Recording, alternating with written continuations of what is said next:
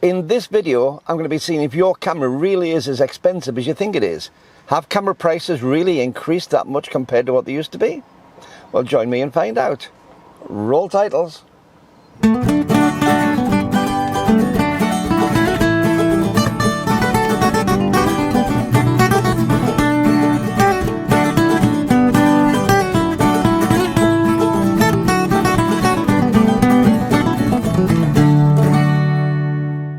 Hi YouTube, Brian James, that Micro Four Thirds guy with you once again, and a couple of little bits of admin before I get to the main subject of this. First of all, an apology, I haven't done a video for a week or so. I've been too busy, far too busy. Doing what? Well, take my camera out and enjoy myself. I've had all sorts of things done. I've been out. I've had the little GX8 out with the, I've got the 14-140 on this. I've been out with the G9. I've been out with the GX1. I've been thoroughly enjoying taking photographs this week. None for publication, none for putting on here, just for going out and having the sheer joy of taking photographs. So that's where I've been, which is what I encourage all of you to do. Stop watching my videos, go out and take photographs. The other second thing is, on the admin side, is to give a big shout out to, I'm reading my notes here, Richard Alexander. Hello Richard Alexander. Richard Alexander was very, very kind, because what he did is he clicked on the link, the PayPal link below in the description, and bought me a coffee. But he did put a stipulation onto it, and that stipulation was not to buy it from the place I bought my last coffee from, who shall remain nameless, if controversial. And he suggested somewhere, now of course I can't advertise where that place was, but Richard, here's to you, thank you very much. A very nice mocha from a different coffee emporium. So that brings us to our main subject for today. And, oh, by the way, if anybody else would like to buy a coffee or support the channel by becoming the patron, the link's in the description below, just as Richard did. Cameras. I had a conversation with somebody online, one of my comments online, whose name I'm not going to say, but just after a recent video, and they made a comment about how expensive cameras are now. Incredibly expensive cameras are, and it's ridiculous the price of them, or words to that effect. And I need to apologise to this person, because I did give something of a terse reply, and I didn't mean it to be terse. It looked terse when I read back through it, so my apologies if it came over a little bit on the terse side. It wasn't meant to be. But I gave it a fairly immediate reaction back to say that, in my opinion, cameras weren't any more expensive.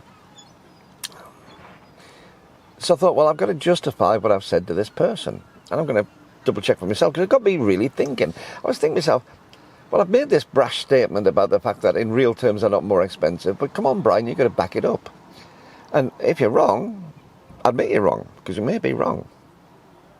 Okay, so how can I work this out?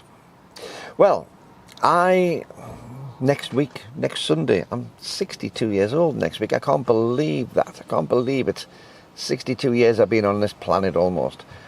But that meant that I got into working as a full-time job in the very late 70s, 77, 78, 79.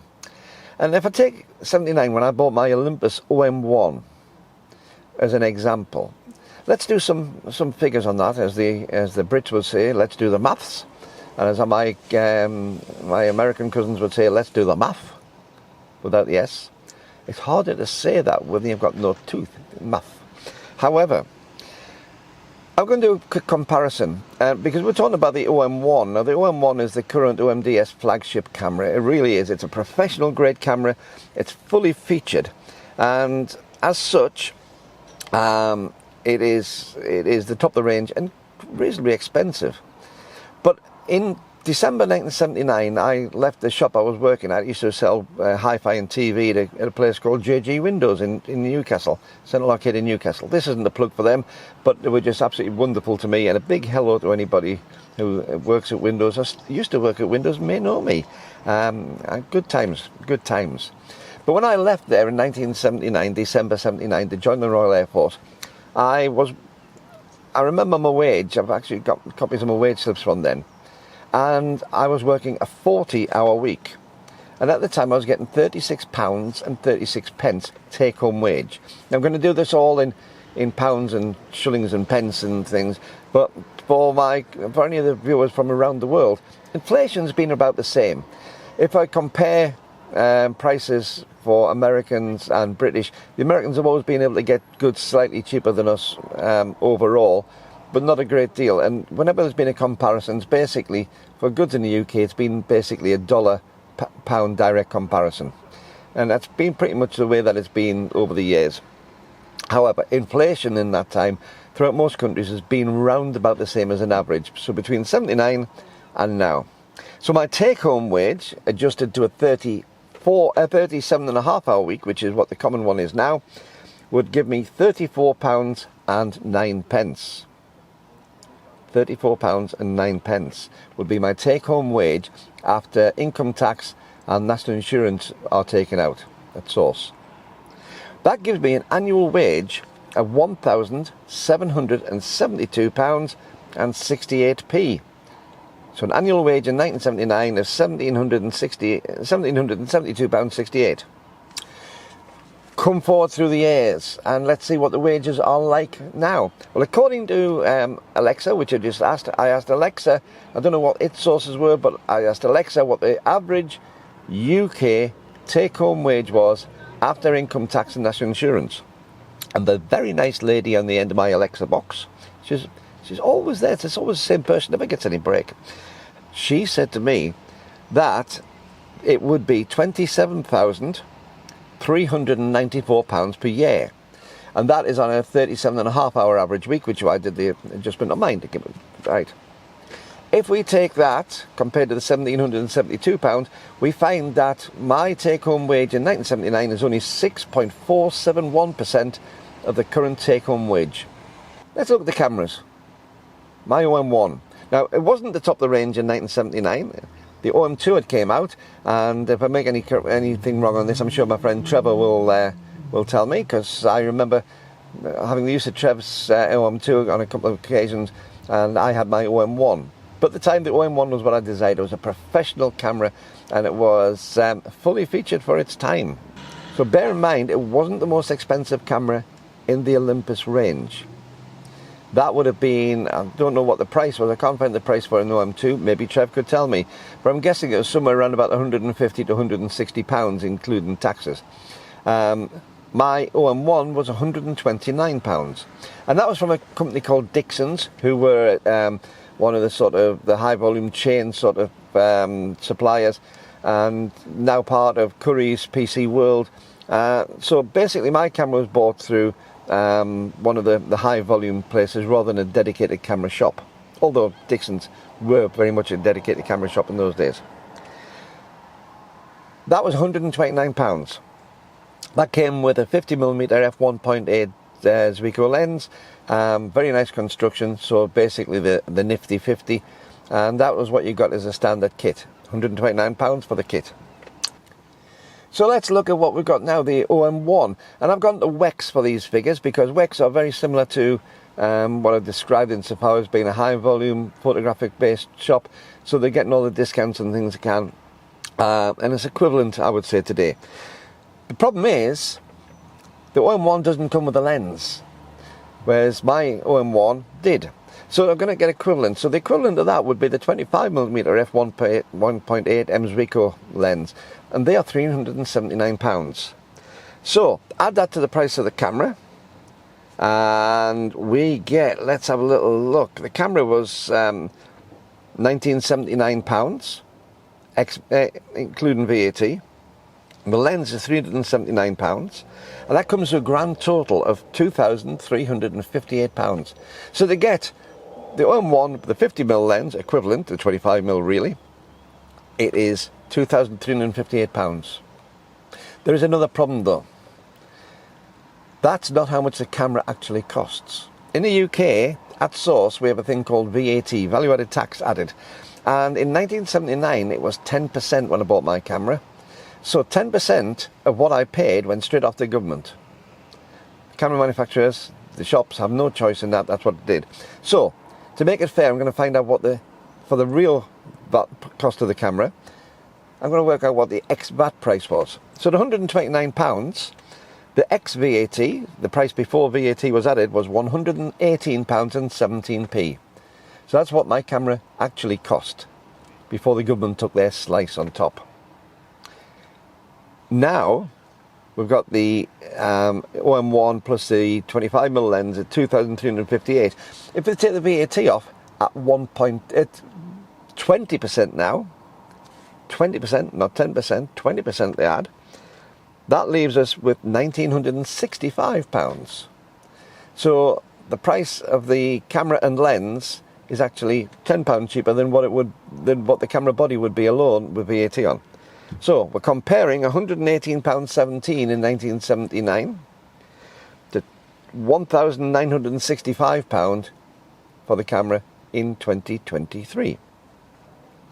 If we add, or if we take off the 6.471, work out what 6.471% is. Remember, the 6.471 is the difference between my wages then and what it is now. If we put it that would mean that an OM1, a modern OM1 with a 25mm f1.8 Ricoh lens would be equivalent to £127.15 in 1979. So yes, compared to my OM1, it's, what's the difference? It's about £9 more expensive. About 10%. However, my camera wasn't the top of the range. Say the OM2 was. And I can't find the exact figures for that. But I can tell you that they will probably be more than £127. But even if it was, it's round about the same figure.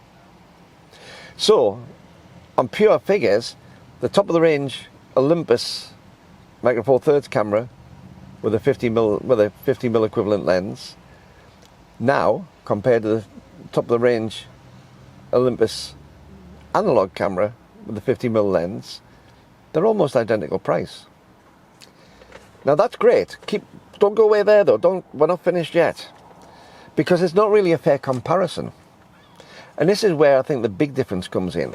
So what I've just done is effectively proved that they're around about the same price. Another coffee time, another coffee slurp time, covers up the badge. Other coffee brands are available. My Olympus OM1 was fully manual. Fully manual focus, fully manual exposure, fully manual film advance, so I had to wind the film round myself. And I pressed the shutter down and I took a single shot. I had no different modes and styles. If I want to do a different mode or a style, it had to be done in post-production in the darkroom.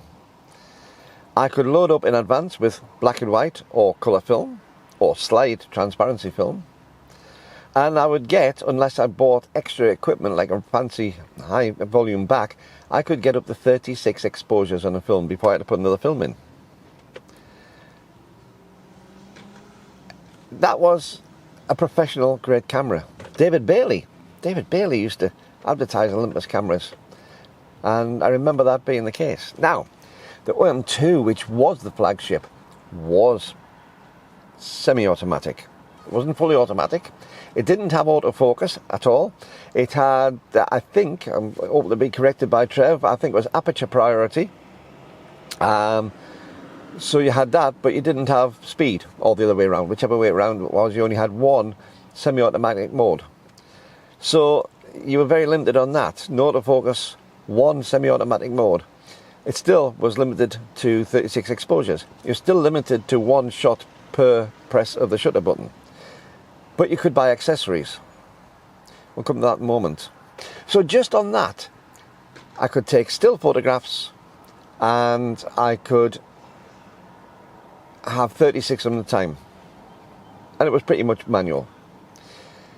Looking at the OM1 today, I can take 20, 40, maybe more frames per second, a phenomenal amount if I want to.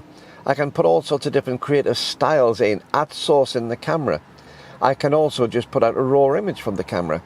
I can change effectively the film size, because I can change the aspect ratio. I can do all that. I've got autofocus, which will focus on distant planets if I wanted to. I've got autofocus, which is so fast that it will capture the change of a bird in flight to keep it in focus.